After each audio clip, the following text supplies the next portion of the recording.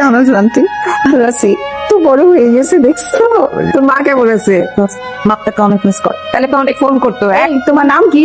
আমার নাম পুষ্প। তোমাদের? তাউসি? তাসি। হ্যালো।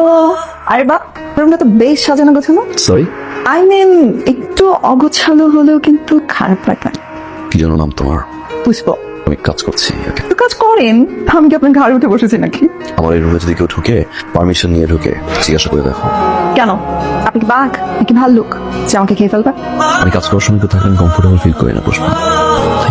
প্রথমত আপনি অফিসের কাজ বাসায় নিয়ে আসছেন। শোনেন, একটা কথা বলি, অফিসের কাজ কখনো বাসায় নিয়ে আসবেন, বাসার কাজ কখনো অফিসে নিয়ে যাবেন, এটা কিন্তু একটা অনেক বড় ভুল। কার্টুন দেখবো। কার্টুন তো দেখতেছিলাম। ঠিক আছে, চলো কার্টুন দেখতে যাই।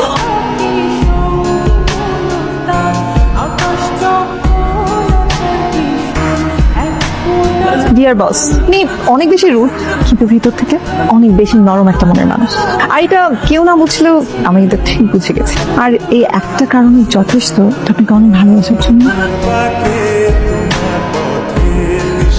আমি একটু বাইরে যাচ্ছি, আমার বাবার পেনশনের কাগজপত্রগুলো নিয়ে একটু কথা বলতে হবে, তো তাই ওদের অফিসে যাচ্ছি। আচ্ছা, ইভান দাদু ভাই, বলো যে ওর বাবার পেনশনের কাগজগুলি নিয়ে কাজ করতে যাবে, তুমি একটু গাড়ি করে নিয়ে যাও, আবার নিয়ে আসবে কিন্তু। Thank you. আচ্ছা দেন। আচ্ছা, ওই কি একটা ঝামেলা ছিল যে বাবার পেনশনের ব্যাপারগুলো কি সলভ হয়েছে? এখনো পর্যন্ত তেমন কোনো সমাধান পাইনি। আর সব থেকে দুঃখজনক ব্যাপার কি জানো? কি? ওরা আমার কাছে ঘুষ চায়। আর আমার বাবা আমাকে এই শিক্ষায় বড় করে নাই। আমিও কম নাচ বান্দা না। আমি 10 দিন দরকার হলে আরো ঘুরবো, কিন্তু 1 টাকাও ঘুষ দিব না।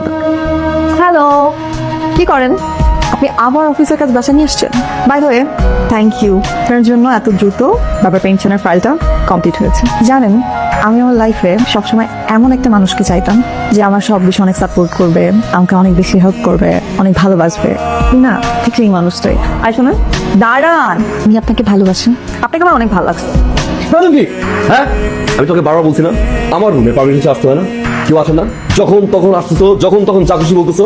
আমি তোমাকে কিচ্ছু বলছি না, ইট ডাজন্ট মিন তুমি যা খুশি বলবা, রাইট? নরম হয়েছিলাম কি? মাথা উঠে বসবা। যাও শুনবে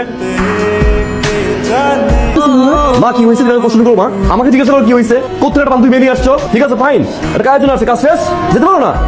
কি রে, তুই যে ঢাকা থেকে আসলি, আমাকে তো কিছুই জানালি না। তো বাবার পেনশনে টাকা কিছু করতে পারলি? হ্যাঁ মান, আমি সব কাজ একদম ঠিকঠাক করে চলে আসছি।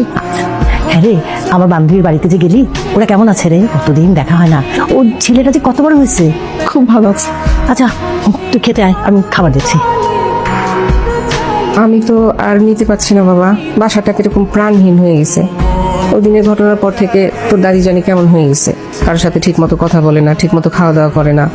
তুইও তো কেমন পাল্টে গেছিস। বাড়িতে এতগুলা লোক, কিন্তু বাড়িটা একদম খা খা করে, মনে হয় কেউ নাই। কি করতে বলো আমাকে? তোর তো বয়স হচ্ছে, বিয়ে করতে চাচ্ছিস না, তোর দাদির সাথে কথা বলতে গেলেই তোর বিয়ের কথা বলে। দাদি কি বলো মেয়ে দেখতে? তার যাকে পছন্দ হবে তাকে বিয়ে করবে। আচ্ছা ঠিক আছে। দাদিমা, তোর নাতির জন্য আজকে যে ছবি নিয়ে আসছি, ওয়াও।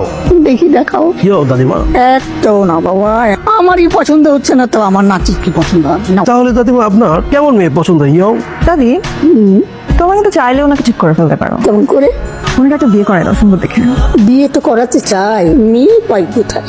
আশেপাশে একটু ভালো করে তাকালেই হয়, কত সুন্দর মেয়ে। এই যে বাবা, এই হচ্ছে আমার ভাগ্নি, মেয়ে আমার খুব পছন্দ হয়েছে। মা, আজকে ওনাদেরকে যেতে পারবো।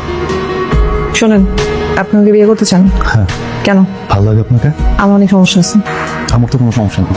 আগে তো শুনেন আমার সমস্যাগুলো। আমি রাতে চোখে কম দেখি। প্রবলেম নেই। আমার অনেকগুলো বয়ফ্রেন্ড ছিল। প্রবলেম নেই।